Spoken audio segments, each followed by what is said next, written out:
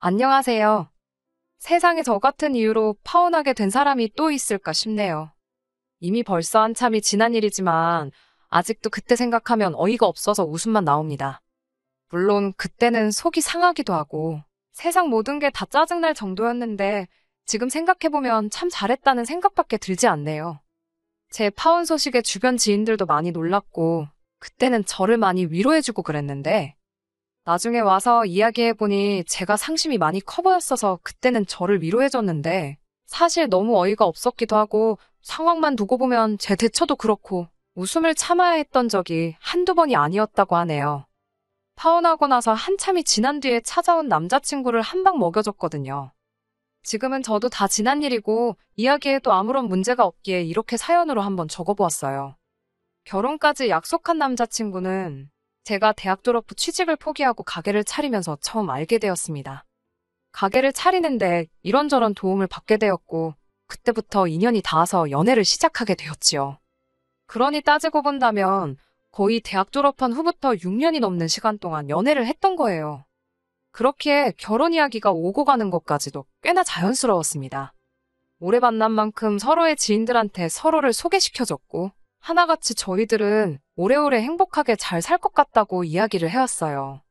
저도 그 말에 그 어떤 의심도 들지 않았었고 듣던 말처럼 행복한 결혼 생활이 저희를 기다리고 있을 거라 믿었습니다. 그런데 결혼 준비를 하면서 특히 남자친구 가족들을 직접 만나게 되면서 그런 확신이 조금씩 무뎌지기 시작했어요. 중간 역할을 하려 한다기보다는 그저 자기가 복잡한 상황에 처할 것 같으면 그 자리를 아예 피해버리는 식으로 대처를 하고는 했었거든요. 그게 참 불만이었는데 그래도 그동안 쭉 보여준 유유부단한 모습에 마지막에 가서는 저도 질릴 대로 질려서 크게 한 방 먹여주고 나올 수 있었던 것 같아요. 아무튼 남자친구는 다른 건 몰라도 가족 문제에 있어서만큼은 영 자신 없는 모습을 보여줬습니다. 다른 건 모르지만 남자친구가 저한테 말하길 자기가 집안의 유일한 독자라서 가족들, 친척들 이쁨만 받으면서 자라왔다고 했어요. 연애를 길게 했지만 결혼 이야기가 오가기 시작한 건 얼마 되지 않았던지라 남자친구 가족들을 직접 만날 일은 없었어요. 특히나 남자친구 혼자 서울에 올라와 지내고 있던 상황이고 본가는 서울에서 2시간 정도 더 벗어나야 있는 지역에 있었거든요. 그렇기에 더더욱 남자친구 가족을 결혼 허락을 받으러 갈 때까지 만나본 적이 없었습니다. 결혼 허락을 받기 위해 처음 남자친구 부모님께 인사를 드리는 일도 서울에서 진행이 되었어요. 원래는 제가 차가 있어서 남자친구를 제가 데리고 그 지역까지 내려갈 계획이었거든요. 그런데 남자친구가 부모님을 이쪽으로 오시라고 할 테니 저보고 고생하지 말라고 하는 거 아니겠어요. 그래도 그렇지 다른 자리도 아니고 결혼 허락을 특히나 제가 남자친구 부모님한테 처음 인사드리는 자리인데 어떻게 어른을 오라가라 하게 만드냐고 그냥 차 끌고 내려가겠다 했습니다. 애초에 남자친구는 면허를 따지 않고 있었던지라 연애하는 동안 차로 이동을 해야 할 때는 제가 항상 운전을 했었거든요. 그때는 잘만 타고 다녔으면서 이제 와서 왜 제가 운전하느라 고생할 거라 생각하는지 이해가 가지 않았어요. 그렇게 고생스러워 보였으면 면허라도 따놓던가 그랬으면 서로 교대해서 운전해 갈 수 있었을 텐데요. 아무튼 제가 계속 부모님을 오라고 하겠다는 말에 내가 가는 게 문제없다는 식으로 계속해서 의견을 피력하니 남자친구가 난감해하는 모습을 보였습니다. 그때 이 자식이 나한테 뭔가 숨기는 게 있구나 하는 생각을 하게 되었어요. 진짜 이유가 뭐냐 물었더니 고향 내려가는데 친구들이 아내 될 사람 차 얻어 타고 온 걸 안다면 가오가 안 산다는 얼토당토하는 이유만 대고 있더라고요. 애초에 면허도 없으면서 그게 쪽팔린 줄 알았으면 진작에 면허 좀 따지 그랬냐고 하니 그냥 부모님이 오시는데 아무 문제도 없다는데 뭐하러 거기까지 가냐고 그냥 자기가 하자는 대로 하자며 고집을 피우길래 그냥 그러기로 했습니다. 저야 운전 안 하면 덜 피곤해서 좋고 시간도 아끼고 솔직히 아쉬울 건 없었으니까요. 그리고 이만큼까지 제가 직접 가겠다는 의견을 말했는데 거절한 게 남자친구 본인이니 이게 문제가 될 리도 없고 설령 문제가 된다고 한들 할 이야기가 있으니 크게 문제될 게 없다 생각했어요. 그런데 남자친구가 저를 본가까지 데려가지 않으려던 진짜 이유를 남자친구 부모님을 만나는 그날에서야 알게 되었습니다. 남자친구한테는 위로 2명의 신우가 있어요. 2사람 다 남자친구랑 나이 차가 그렇게 크게 나지 않아요. 큰 누나가 3살이, 작은 누나가 1살이었어요.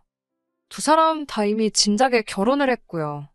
저희가 한참 연애하던 중에 결혼을 했는데 결혼식을 따라간다고 했었는데 그 당시에 남자친구가 우리 누나들 만나서 좋을 거 없다고 이야기했던 게 기억이 나더라고요.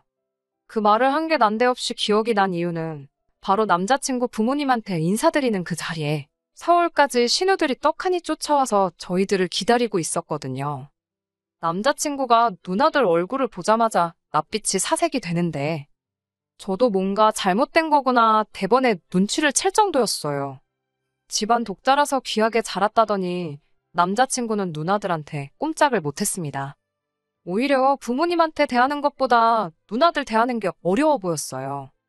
저도 남자친구 부모님한테 인사드리는 자리라고 생각했는데 이런저런 질문은 남자친구 누나들한테서나 들었지. 남자친구 부모님한테 들은 질문은 거의 없다시피였을 정도였습니다. 제가 가게를 하고 있다는 이야기를 듣더니 무슨 월 매출이 어떻고 마진은 어느 정도 가져가냐 하는 전혀 몰라도 되는 이야기까지 묻더라고요. 한 달에 제가 얼마나 버는지 집요하게 물어보길래 장사라서 그때그때 달라 정확한 금액을 알려주진 못하겠다 하고 말았어요. 그런데 제 차키를 보더니 그 정도 차를 끌면 한 달에 8,900은 버나 보다, 1,000은 버나 보다 하면서 자기들끼리 지레짐작을 하더라고요. 차는 부모님이 사업하는데 남들한테 얕보이지 말라고 사주셨던 거기도 하고 월 수입은 들쑥날쑥하지만 평균적으로 3, 400 가져가는 게 전부예요. 잘 될 때는 500 넘을 때도 있긴 하지만 그렇다고 제가 얼마 버는지는 정확히 말해주고 싶지 않아서 말을 아꼈더니 지들끼리 대답 안 해주는 거 보니까 우리들 말이 맞았네 하면서 알아서 결론을 지어버리더군요. 그냥 결혼 전에 옳게 될 제가 얼마나 버는지 궁금해서 그런 거라 생각하고 말았는데 나중에 자리가 끝나고 집에 돌아갈 때 너 때문에 엄마 아빠의 자기들끼리 그 먼 데서 이렇게 왔는데 그냥 보낼 거냐면서 저기 길 건너에 백화점이 있던 게 거기서 쇼핑 좀 하겠다는 거예요. 여기까지 오는데 차비가 얼마 들었는지 아느냐, 어쩌냐 저쩌냐 하면서요. 딱 봐도 제가 돈 좀 번다고 하는 것 같으니 성의를 보이라는 것처럼 보이더라고요. 부르지도 않았는데 날아 나온 건 생각도 안 하고 본전 운운하면서 내 돈 뜯어먹으려고 하는 거 보니 어이가 없었지요. 저는 그냥 무슨 말인지 하나도 못 알아들은 것처럼 저는 가게에 일보러 나가야 하니 같이 못 갈 것 같고 남자친구가 오늘 회사도 연차를 냈으니 오랜만에 가족들하고 같이 쇼핑하면 되겠다고 말했지요. 그리고 도망치듯 그 자리를 빠져나왔습니다. 뭐 사소한 선물이라도 사서 들려보낼 수는 있지만 딱 봐도 백화점 가자고 하는 게 한두 푼으로 끝날 것 같지는 않아서 눈치 없는 척을 했는데 나름 잘 통했던 것 같아요. 남자친구 말에 누나들이 아주 이를 갈면서 화를 냈다고 하는데 그 정도면 올케나 며느리로서는 빵점이지만 반대로 따지면 똑순이 인증을 받은 거나 마찬가지잖아요. 아무튼 남자친구한테도 이러려고 안 내려가겠다고 고집을 피운 거냐 따져 물었습니다. 남자친구는 그제서야 미안하다고 그러더라고요. 자기 누나들이 유난스러운 부분이 있어서 부모님만 따로 서울로 모시려고 한 건데 이 자리까지 따라올 줄은 몰랐다고 하더군요. 오냐오냐 곱게 자랐다더니 어찌 누나들한테는 쪽도 못 쓰냐고 물었더니 남자친구가 지 누나들이 독자인 자기 때문에 희생한 것도 많고 그렇다 보니 누나들한테 미안한 것도 있고 해서 그 둘이 특히나 어렵답니다. 똥이 더러워서 피하지 무서워서 피하겠냐고 그냥 안 좋은 꼴 결혼 전부터 보여주기 싫어서 숨기려고 했다고 하더라고요. 그 부분에 있어서는 조금 실망했다고 솔직하게 남자친구한테 말했어요. 결혼 전에야 눈 가리고 아웅으로 넘어갈 수 있겠지만 결혼 후에도 신우들을 계속 피할 수는 없지 않았겠냐고요. 그럴 때는 남편 될 사람인 너가 중심 딱 잡고 중간 역할을 잘해주던가 하는 게 맞다고요.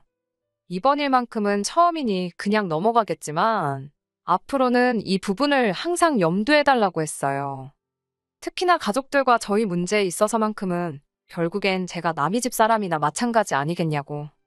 그러니 남편 될 사람인 너가 날 지켜주지 않으면 내가 너무 힘들 것 같다고 확실히 이해가 되도록 전했습니다. 남자친구는 제 말에 잘 알겠다고 하면서 미안하다 사과를 해왔고 그렇게 하겠다 대답했어요. 하지만 그 뒤로는 사실상 결혼 준비가 진행되면서도 남자친구의 가족들을 더 이상 만날 이유가 없었으니 그냥 믿음을 갖는 수 말고는 저도 다른 수가 없었지요. 양가상견례 때 남자친구 부모님을 만나긴 했지만 그때는 저희 부모님도 계셨고 예비 신우들 또한 눈치가 있는 건지 그 자리에는 따로 따라 나오지 않았고 말이지요. 양가상견례가 끝난 이후부터는 결혼 준비가 일사천리로 진행이 되었습니다. 그리고 정말 제 인생에 잊을 수 없는 그날이 찾아오고 말았네요. 결혼 준비가 한창이던 차에 남자친구가 난데없이 자기랑 같이 본가에 좀 다녀와 보자고 하는 거예요. 부모님께 첫 인사드린다고 내려가겠다 할 때만 해도 억지 부리면서 못 내려가게 하고 기어이 부모님을 서울까지 오시라 했으면서 본가에 내려가자고 드니 저게 뭔 속셈인가 어이가 없었지요. 그땐 그래놓고 왜 이제서야 본가에 내려가자고 물으니 남자친구가 하는 말이 집에 제사가 있는데 그날 친척분들이 다 모이시니 인사를 드리러 가면 어떻겠냐 묻더라고요. 양가상견례가 끝났고 결혼식 날짜까지 다 잡힌 상황이긴 했지만 딱히 남자친구 친척분들한테 인사를 드리기 위해 제가 거기까지 가야 할 이유가 있나 싶었습니다.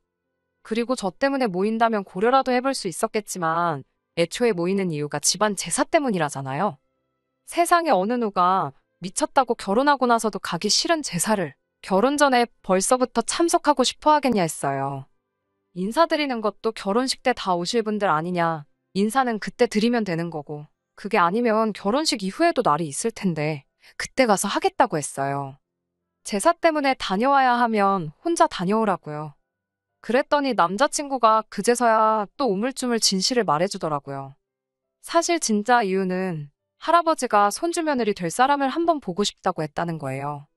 친척들 인사는 겸사겸사 저한테 둘러댄 이유였고요. 할아버지가 집안의 가장 어른이시기 때문에 집에서 목소리가 엄청 크시다네요. 거기에 이제 연세도 있으시다 보니 유산 상속 문제도 있고 해서 특히나 아버지들이 할아버지 눈밖에 들지 않으려고 안간힘이라대요. 자기가 독자다 보니 혜택은 제일 많을 텐데 할아버지가 아들 중에서는 자기 아버지를 제일 눈에 차지 않아 하신다고 하더라고요. 일처리도 대충 하고 마무리가 안 좋은 사람이라 못 믿었다고 독자인 자기가 아니었다면 진작에 할아버지한테는 한 푼도 못 받아가실 뻔했다고 하면서요. 그러니 이참에 가서 할아버지한테 점수도 따고 하면 아버지도 기가 살지 않겠냐면서 말입니다. 그래서 남자친구한테 미리 단단히 말해뒀어요. 전번 누나들하고 있을 때처럼 중간 역할 잘못하고 내가 당하는 꼴 지켜보고만 있으면 저도 가만히 있지는 않겠다고요. 그렇게 남자친구가 이번만큼은 저를 실망시키지 않겠다는 약속을 받아내고 남자친구 본가에 내려가게 되었습니다. 충분히 예상했던 바이지만 남자친구 누나들도 이미 벌써부터 도착해서 눈에 불을 켜고 저를 어떻게든 부려먹을 계획을 하고 있더라고요. 그래도 집안 어른들 다 모여있고 한자리다 보니 제가 나서서 전부 다 할 것까진 아니지만 적당한 선에서 눈치 보면서 간단한 일거리 정도는 도울 생각이었는데 예비 신우 될 두 사람을 보니 그럴 생각이 싹 달아나더라고요. 그래서 일부러 더 아무것도 안 했어요. 애초에 결혼했다면 모를까 결혼하기 전인 시기에 따지고 보면 남의 집 제사나 마찬가지인데 제가 뭐 도와야 할 의무가 있는 것도 아니잖아요. 그래서 일부러 더 얄미우라고 정말 아무것도 안 했습니다. 제사도 딱 잘라서 참석 안 했어요. 애초에 저희 집은 종교가 달라서 제사도 안 지내거든요. 그런데 그게 남자친구 할아버지의 심기를 건드렸나 봐요.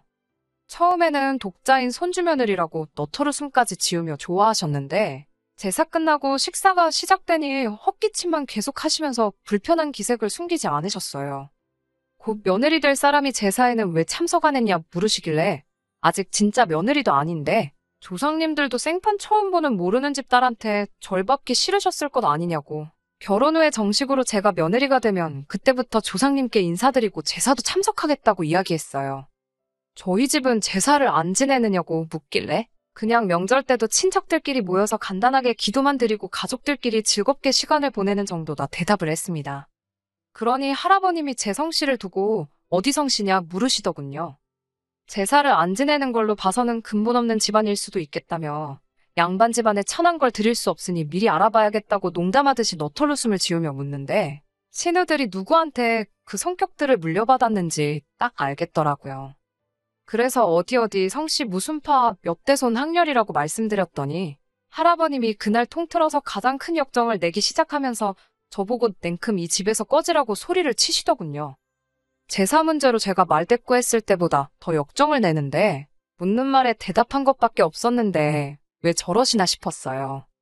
그런데 난데없이 몇백 년도 더 지난 조선시대의 이야기를 꺼내면서 원래 남자친구 집안이 그때 무슨 높은 벼슬까지 했던 집안이었는데 저희 조상님 중 한 분의 관계로 귀양살이를 하게 되었고 그 뒤로 집안이 높은 벼슬 길에 오르지 못했다고 하면서 집안의 원수나 마찬가지라고 하더라고요. 그래서 그 이후로 당신 살아생전에 그 집 구석 사람을 며느리로 들릴 일은 없을 거라고 대노를 하시는 거예요. 불똥은 남자친구 아버지한테까지 튀어서 너는 집안의 제사를 이어갈 놈이 그런 중요한 것도 확인 안 하고 결혼을 허락한 거냐며 노발대발 하시더라고요. 그 자리에서 제가 뭐 500년도 더 지난 조선시대의 일을 가지고 선조일로 죄송하다고 해야 하나 싶었어요. 애초에 그 와중에 내 편이 돼서 중간 역할 잘해준다던 남자친구는 얼굴이 사색이 돼서 바들바들 떨고만 있지. 할아버지한테 대들고 이 결혼을 계속 진행시키려는 의지는 하나도 보이지 않더라고요. 저도 듣다 열받아서 그냥 자리 박차고 일어나서 나왔어요. 다른 건 몰라도 500년 전에 우리 선조들이 일처리 하나는 참 잘한 것 같다고. 귀향이 아니라 아주 옥살이를 시켰어야 했는데 그게 참 아쉽게 됐다고 한마디 했지요. 그리고 그 길로 차 끌고 서울로 올라와 버렸습니다. 남자친구는 그 와중에 전화해서 자기를 두고 가면 어떡하냐고 전화가 오더라고요. 그러더니 한다는 소리가 자기가 할아버지를 설득시킬 수는 없겠고 어차피 오래 연애하지 않았냐고. 오늘 내일 하시는 건 아니지만 할아버지가 나이도 있으시니 좀 더 기다려보자는 헛소리를 해대는 거예요.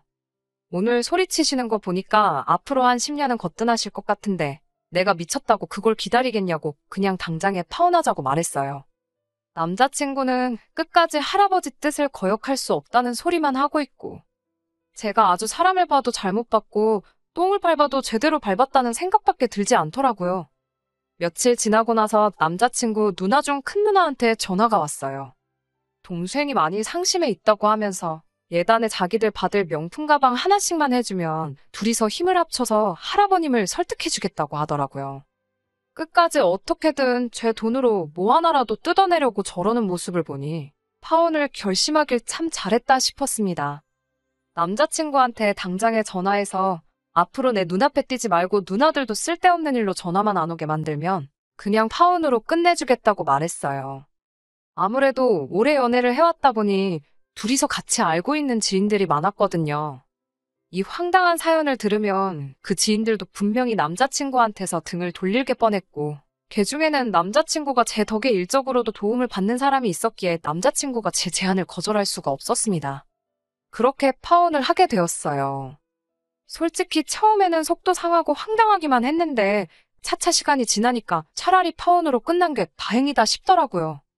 할아버지가 안 계시더라도 결국 그 집 구석 누나들하고도 평생 부대끼며 살아야 하고 거기에 독자니까 그 집 구석 제사까지 제가 받아올 판이었으니 말이지요. 최대한 파혼한 거 신경 쓰지 않고 평소처럼 지내려고 노력을 했어요. 좋은 결정이라 생각하니 이겨내는데도 그렇게 긴 시간이 걸리지 않았습니다. 그리고 나서 3개월 정도가 지난 시점에 남자친구가 제 가게까지 찾아왔더라고요. 제가 왜 찾아왔냐고 내가 경고했던 거 기억나지 않느냐고 얼른 꺼지라고 쏘아붙였더니 남자친구가 이번엔 다른 일로 온 거라며 우리 이제 결혼할 수 있다고 하면서 다시 시작하고 싶다고 제 앞에 무릎을 다 꿇더라고요. 그 짧은 시간에 그렇게 정정하셨던 할아버님이 돌아가셨을 리도 없는데 왜 저렇게 나오는가 싶었습니다. 그런데 남자친구가 전해준 말 때문에 무릎 꿇고 빌고 있는 남자친구를 앞에 두고 아주 배꼽을 잡고 웃어버렸네요. 아무튼 파혼을 하게 되었고 할아버지 유산 문제로 이것저것 정리하다가 오래전부터 내려오던 족보로 좋기 몇백 년은 돼 보이던 물건을 찾았다고 하대요. 아무래도 오래된 책이다 보니 그건 따로 보관을 하고 있었고 그동안은 그냥 양장본 족보를 가지고 있었는데 오래된 만큼 역사적인 가치를 지니고 있지 않겠냐고 생각했다는 거예요. 그래서 그 책에 대한 감정을 맡겼는데 오래된 책인 만큼 사료로서의 가치를 인정받아 감정가는 후하게 나왔답니다. 그건 좋은 일인데 그 책이 알고 보니 족보는 맞는데 호적대장 같은 책이었다대요. 말인즉슨 남자친구 집안은 할아버님 말처럼 오래전에 고위관직까지 올라간 유서 깊은 양반 가문 혈통이 아니라 귀양살이 가고 나서 그 집에서 부리던 노비들 중 한 명이었다고 해요. 어찌어찌 부를 형성해서 재력으로 평민신분을 살 수 있었고 그때 자연스럽게 일하던 집안의 성씨를 물려받게 된 것 같다고 하더라대요. 그러니 말인즉슨 그 500년을 넘게 내려온 집안 싸움도 사실 전혀 상관없는 거나 마찬가지고 할아버지는 그 충격으로 알아 누우셨다고 하는 겁니다. 그리고 집안 문제가 더 이상 문제가 되지 않으니 이제 저랑 다시 결혼을 할 수 있게 되었다고. 이 기쁜 소식을 전하러 몸소재 가게까지 행차를 했던 거예요. 그런데 이걸 어쩌나. 저는 이미 결혼 생각은 커녕 파혼을 결정한 게 정말 잘한 일이라고 생각하고 있었고, 진짜 아무런 문제가 없다 하더라도 남자친구와는 다시 시작할 생각이 전혀 없었거든요. 그래서 한마디 했어요. 어디 근본도 없는 천한 놈이 나랑 결혼할 생각을 하냐고요. 우리 집이 제사만 안 지낼 뿐이지 니네 할아버지 말 맞다나 조선시대 때부터 벼슬 하던 근본 있는 집안이지 않느냐고. 어디 감히 나랑 결혼할 생각을 하냐고 했지요. 30초 줄게 내 눈앞에서 사라지지 않으면 포졸들을 불러서 곤장형을 내리겠다고. 어디 미천한 놈이 양반 앞에서 똑바로 말을 붙이냐고 으름장을 놓으며 아주 배꼽을 잡고 웃었네요. 아직도 그때 그 분해하던 남자친구 표정을 잊을 수가 없어요. 그날 남자친구 할아버지 앞에서 큰 소리치고 자리 박차고 나왔을 때보다 속이 훨씬 더 후련했네요. 남자친구 딴에는 집안끼리의 문제로 비극적인 이별을 하게 된 거라 생각했나 봐요. 제가 파혼을 결정한 건 남자친구 가족들과의 문제도 컸지만 가장 결정적인 이유는 결단력 없고 중요할 때 제 편 한번 들어주지 못하는 못 믿어온 모습 때문이 가장 컸거든요. 여태까지 이 파혼의 이유가 자기한테 문제가 있는 게 아니라고 생각했던 남자친구한테 제대로 참교육을 해줬습니다. 6년을 넘은 인연의 종지부를 찍긴 했지만 말씀드렸던 것처럼 저는 이 파혼이 제 인생에서 가장 잘 내린 결정 중에 하나라고 생각해요. 아무리 집에 돈이 많으면 뭐 하나요? 저희 집도 부족함이 없고 저도 제 사업하면서 잘 먹고 잘 살고 있는데 말이에요. 아마 남자친구는 할아버지 유산을 혼자 다 물려받아도 지 누나들한테 다 빼앗겼을 거예요. 평생 남의 편으로 살 남편을 믿고 사는 것보다 평생을 혼자 살더라도 제 자신을 지킬 수 있는 결정을 내렸으니 후회는 없습니다. 끝까지 들어주셔서 감사합니다. 오늘의 사연은 여기까지입니다. 구독과 좋아요, 알람 설정 부탁드리고 더 좋은 사연으로 다시 찾아뵙겠습니다. 감사합니다.